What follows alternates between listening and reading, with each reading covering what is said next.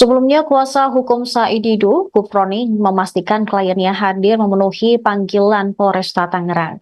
Gufroni menilai pemanggilan ini merupakan bentuk kriminalisasi terhadap Said Didu. Menurutnya, kritik Said Didu terkait implementasi PSN PIK 2 sah-sah saja. Gufroni juga menilai kritik Said Didu terhadap PSN PIK 2 merupakan bentuk partisipasi warga di negara demokratis. Said Didu dilaporkan oleh Mas Kota yang merupakan Ketua Asosiasi Pemerintahan Desa Indonesia Kabupaten Tangerang, sekaligus Kepala Desa Belimbing Kosambi Tangerang. Laporan tersebut telah terdaftar sejak Juli 2024.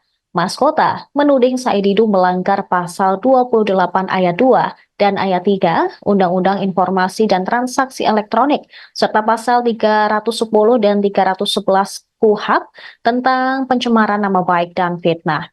Saat ini proses pemeriksaan Said Didu di Polresta Tangerang masih berlangsung dan tampak ketika ia datang juga didampingi oleh mantan Ketua KPK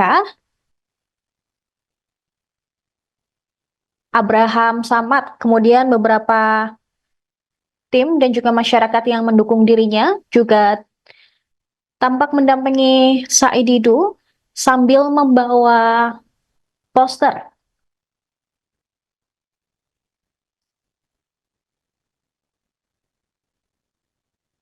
Salah satu poster yang dibawa bertuliskan "We Stand with Said Didu", di mana mereka memberikan dukungan terhadap Said Didu yang diperiksa oleh polisi saat ini.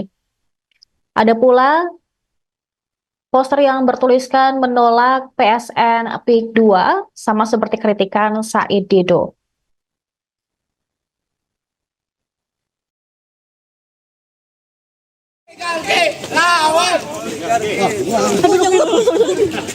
Ya, saudara-saudara sekalian, ini hanya kriminalisasi saja.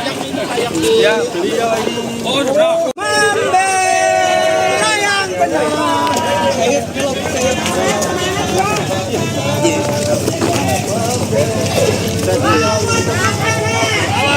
Lawan cukong sipit Joni, gagalkan proyek PIK 2.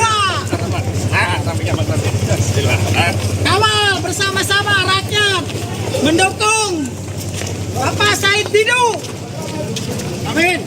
Takbir. Takbir. Takbir. Ya, Bapak Said Didu, saudara-saudara sekalian, pahlawan kita di tengah. Semangat Pak Said. Semangat Pak.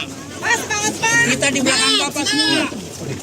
Agar Joni sipit tutup proyek. Tidak membela rakyat dan rakyat tertindas, mungkin Said Didu akan ada di situ. Jadi tidak hanya di PIK 2 ini saja ya? Jadi kalau anggota DPR, partai politik, LSM, ulama, semua bicara, maka Said Didu masuk kamar tidur. Ya. Kalau kalian diam dan rakyat tertindas, Said Didu keluar, itu aja sebenarnya.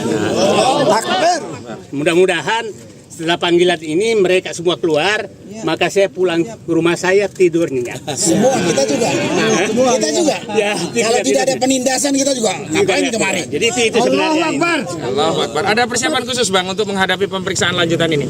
Sebelum nanti saya tanya ke kuasa hukum. Saya tidak ada sama sekali.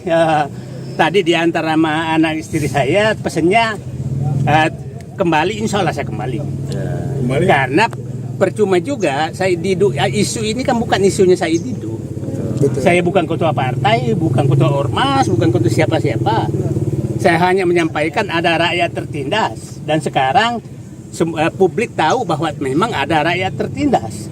Nah, sekarang publik ambil alih kan Masalah ini ya. Masalah ini, jadi kalau Said Didu, siapa Said Didu? Bukan siapa-siapa. Siap lahir batin ya Bang? Kaya juga enggak. Iya. Punya masa juga enggak gitu. Bang Said mengenal dengan sosok pelapor nggak? Saya nggak kenal. Nggak kenal sama sekali. Saya nggak kenal sama sekali. Pernah menyinggung soal... Saya nggak pernah singgung sama sekali. Jadi kalau kita bicara sesuatu dan ada yang tersinggung, siapa tahu memang dia melakukan. Itu itu logikanya ya. Logikanya itu. Karena saya tidak menyebutkan siapa-siapa. Betul. Saya hanya menyatakan bahwa ini ada aparat ini harusnya memihak ke rakyat, kok ada yang tersinggung. Nah, Pak Said kan laporannya UITE itu ya Pak, sama ujian kebencian, tanggapannya sendiri seperti apa Pak setelah itu?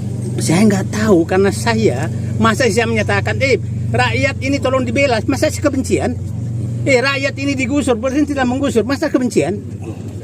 Kalau itu dianggap kebencian, maka semua orang diam. Nanti saudara kalian ada yang dibunuh dan tidak ada yang berani melaporkan karena dianggap kebencian. Betul. Mau negara ini kayak gitu? Tidak.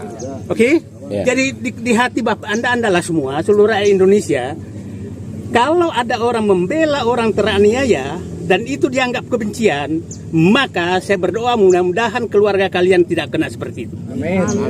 Sekarang Anda bisa bayangkan masyarakat di sana yang tidak bisa tidur, menunggu kapan digusur, terus kita menyuarakan kepentingan dia, terus kita dilaporkan oleh aparat. Apa yang terjadi di negeri? Itu aja sebenarnya. Itu saya tidak punya kepentingan apa-apa. Oke? Pak Said ini untuk memenuhi panggilan pertama apa memang sebelumnya udah pernah Saya tidak terlalu penting dipanggil kapan pun juga nggak masalah, karena saya harus jelaskan bahwa saya memperjuangkan rakyat, bukan Saidi. Kalau memperjuangkan rakyat di Indonesia ini sudah harus ditangkap, maka saya nggak tahu negeri ini mau dibawa kemana. Tapi Pak, untuk pelaporan ini pertama kalinya atau memang sebelum-sebelumnya? Katanya, saya nggak tahu juga. Katanya banyak yang melapor. Loh, kok banyak yang melapor? Membela rakyat kok banyak yang melapor? Pak Said ini kan banyak dukungan dari beberapa elemen masyarakat ya, tanggapannya sendiri seperti apa ini ketika mau diperiksa? Saya tidak terlalu memikirkan, karena perjuangan saya adalah rakyat harus diselamatkan. Saya tidak pernah memikirkan mau melaporkan mau apa, tidak ada di pikiran saya. Saya hari ini 6 bulan 17 hari berjuang untuk membuka masalah ini bahwa ada rakyat tertindas. Takbir. Allahu Akbar. Itu saja. Oke. Siap. Bang Samsil, selaku kuasa hukum, kira-kira apa persiapan dari tim hukum untuk mendampingi Bang Said Didu? Silakan. Ya, hari ini kita datang sesuai dengan panggilan. Kita nggak ada persiapan apa-apa. Tadi yang udah banyak disampaikan oleh Pak Said Didu sendiri. Jadi nggak ada persiapan khusus atau segala macam. Kecuali kita sarapan aja. Kecuali kita kita mohon doa semuanya teman-teman, kita bisa mendampingi Bang Said Didu. Amin. Download Tribun X sekarang, menghadirkan lokal menjadi Indonesia.